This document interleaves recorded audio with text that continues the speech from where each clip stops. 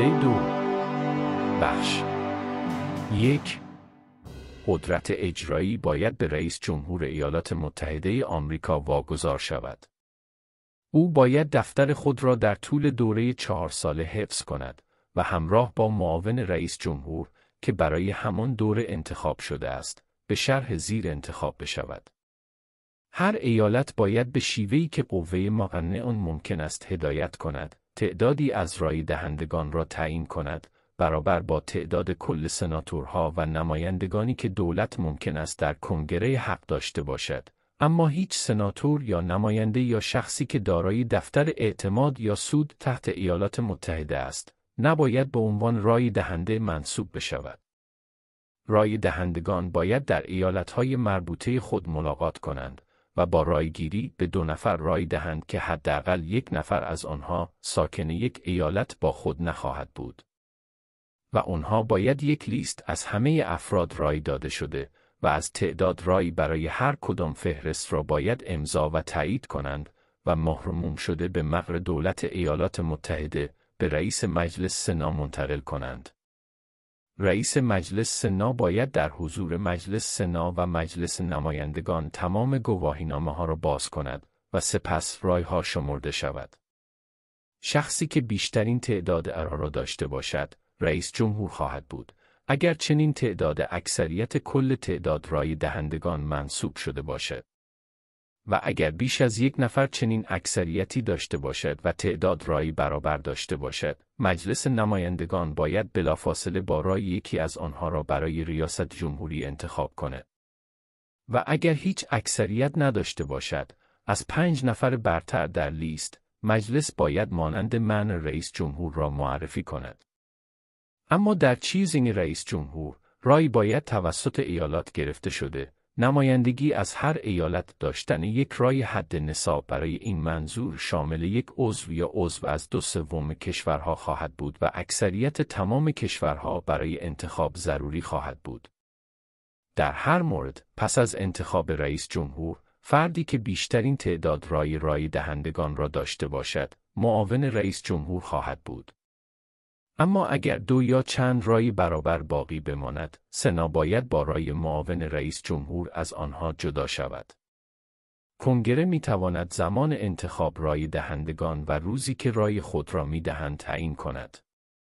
چه روزی در سراسر ایالات متحده یکسان خواهد بود؟ هیچ به جز یک شهروند، متولد طبیعی یا یک شهروند ایالات متحده، در زمان تصویب این قانون اساسی، واجد شرایط دفتر رئیس جمهور نخواهد بود. همچنین هیچ فردی واجد شرایط آن دفتر نخواهد بود که به سن 35 سالگی نرسیده باشد و 14 سال در ایالات متحده اقامت داشته باشد.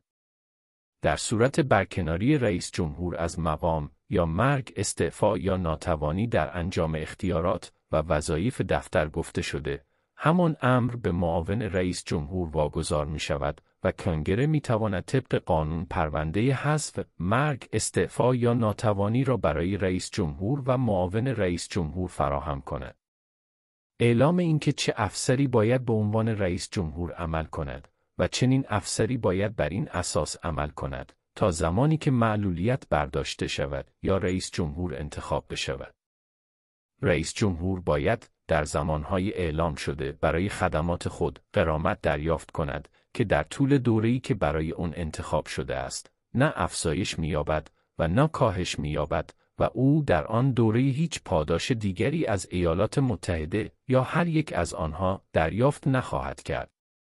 قبل از ورود به اجرای دفتر خود، او باید سوگند یا تایید زیر را انجام دهد. من رسما سوگند یاد می‌کنم یا تایید می‌کنم که من صادقانه دفتر رئیس جمهور ایالات متحده را اجرا خواهم کرد و با بهترین توانایی خود حفاظت و دفاع از قانون اساسی ایالات متحده خواهم بود. بخش 2 رئیس جمهور باید فرمانده کل ارتش و نیروی دریایی ایالات متحده و شبه نظامیان چندین ایالت باشد، زمانی که به خدمت واقعی ایالات متحده فراخوانده شود. او ممکن است نظر به صورت کتبی از افسر اصلی در هر یک از ادارات اجرایی در هر موضوع مربوط به وظایف دفاتر مربوطه خود را نیاز و او باید قدرت اعطای تعویق و عفو برای جرایم علیه ایالات متحده، مگر در موارد استیضاح.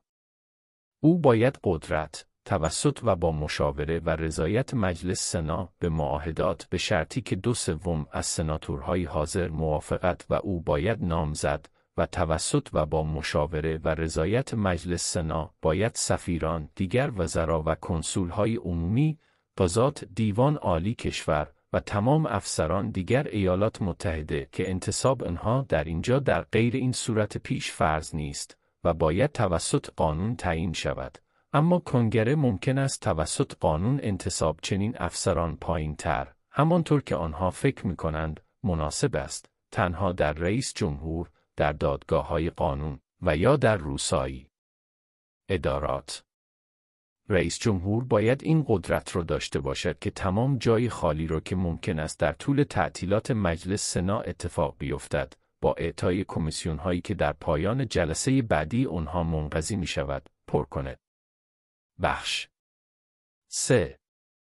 او باید هر از گاهی اطلاعات دولت اتحادیه را به کنگره ارائه دهد و اقداماتی را که لازم و مناسب است به آنها توصیه کند.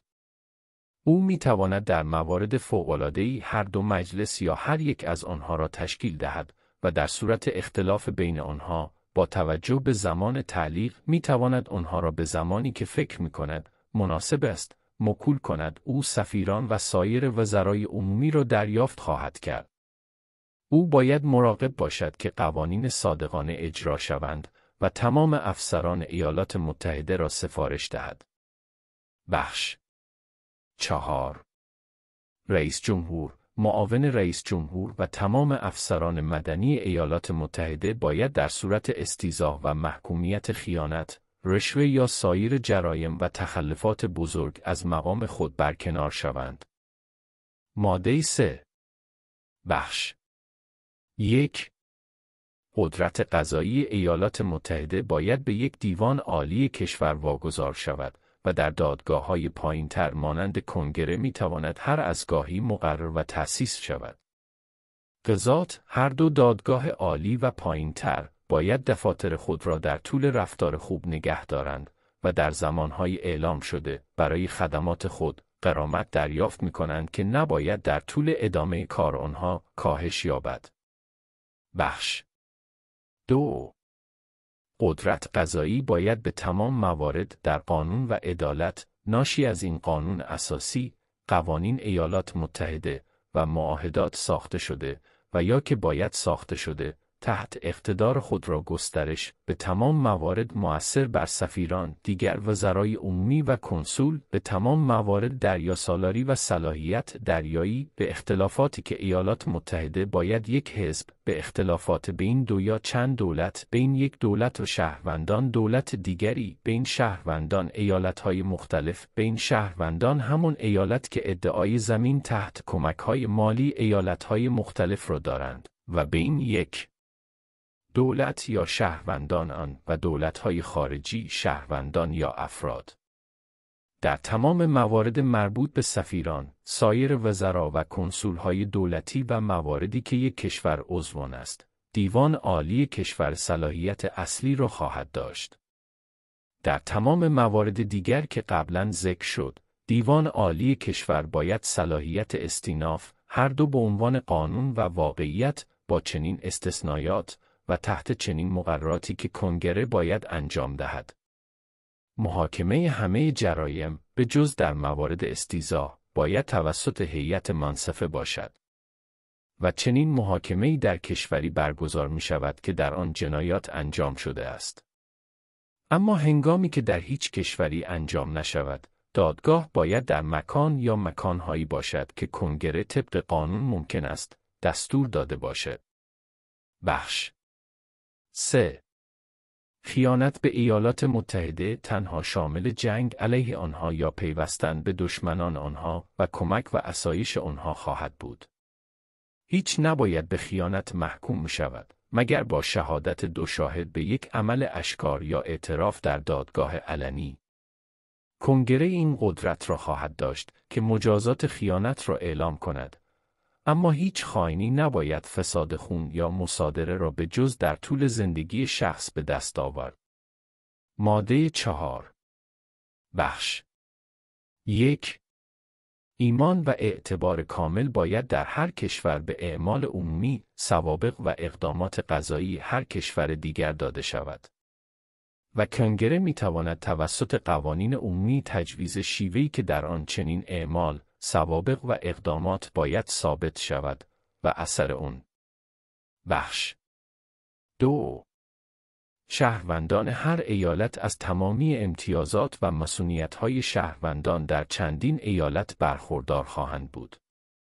شخصی که در هر کشوری به خیانت، جنایت یا جرم دیگری متهم می‌شود و از عدالت فرار می‌کند و در کشور دیگری پیدا می‌شود، باید به درخواست مقام اجرایی دولتی که از آن فرار کرده است، تحویل داده شود تا به کشوری که صلاحیت جرم را دارد منتقل شود. هیچ شخصی که تحت قوانین آن به خدمت یا کار در یک کشور نگهداری می‌شود و به کشور دیگری فرار می‌کند، نباید در نتیجه هر قانون یا مقرراتی که در آن وجود دارد، از چنین خدمت یا کار اخراج شود، اما باید با ادعای طرفی که چنین خدمت یا کار ممکن است به دلیل آن باشد، تحویل داده شود.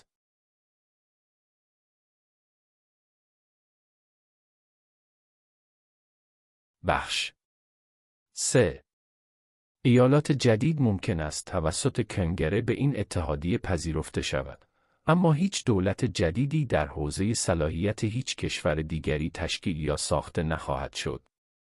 هیچ ایالتی با اتصال دو یا چند ایالت یا بخش‌هایی از ایالت‌ها بدون رضایت قانونگذاران ایالت‌های مربوطه و همچنین کنگره تشکیل نخواهد شد. کنگره این قدرت را خواهد داشت که تمام قوانین و مقررات مورد نیاز مربوط به قلمرو یا سایر اموال متعلق به ایالات متحده را از بین ببرد. و هیچ چیز در این قانون اساسی نباید به اندازه تعصب به ادعاهای ایالات متحده یا هر کشور خاصی تفسیر شود. بخش 4. ایالات متحده باید به هر ایالت در این اتحادیه یک شکل جمهوری‌خواه از دولت را تضمین کند و از هر یک از آنها در برابر تهاجم محافظت کند. و در استفاده از قوه مقننه و یا از اجرایی، زمانی که مجلس قانونگذاری نمیتونه تشکیل شود، علیه خشونت خانگی. ماده 5. کنگره هر زمانی که 2/3 از هر دو مجلس لازم بدانند، باید اصلاحاتی را در این قانون اساسی پیشنهاد کند، یا با استفاده از قوه مقننه 2/3 از چندین ایالت کنوانسیونی را برای پیشنهاد اصلاحات که در هر دو مورد به عنوان بخشی از این قانون اساسی برای همه اهداف و اهداف معتبر است، درخواست کند. هنگامی که توسط قوه مقننه 3/4 از چندین ایالت تصویب شود، یا توسط کنوانسیون در 3/4 به عنوان یک یا چند روش تصویب ممکن است، توسط کنگره پیشنهاد شود به شرطی که هیچ اصلاحیه‌ای که ممکن است قبل از سال 1808 به هیچ وجه بر بندهای اول و 4 بخش 9 ماده اول تأثیر بذارد. و هیچ کشوری بدون رضایت خود نباید از حق رای برابر خود در مجلس سنا محروم شود. ماده 6. تمام بدهی‌های قرارداد و تعهدات وارد شده قبل از تصویب این قانون اساسی باید به عنوان معتبر در برابر ایالات متحده تحت این قانون اساسی به عنوان تحت کنفدراسیون. این قانون اساسی و قوانین ایالات متحده که به دنبال اون ساخته خواهد شد و تمام معاهدات ساخته شده و یا باید ساخته شده تحت اقتدار ایالات متحده، باید قانون عالی زمین و قضا در هر ایالتی به این ترتیب موظف خواهند بود. هر چیزی در قانون اساسی یا قوانین هر کشوری برخلاف اون. سناتورها و نمایندگانی که قبلاً ذکر شد و اعضای چندین مجلس قانونگذاری ایالتی و تمام افسران اجرایی و قضایی هر دو ایالات متحده و چندین ایالت باید سوگند یاد کنند یا تایید کنند برای حمایت از این قانون اساسی، اما هیچ آزمون مذهبی هرگز نباید به عنوان صلاحیت برای هر دفتر یا اعتماد عمومی تحت ایالات متحده مورد نیاز باشد.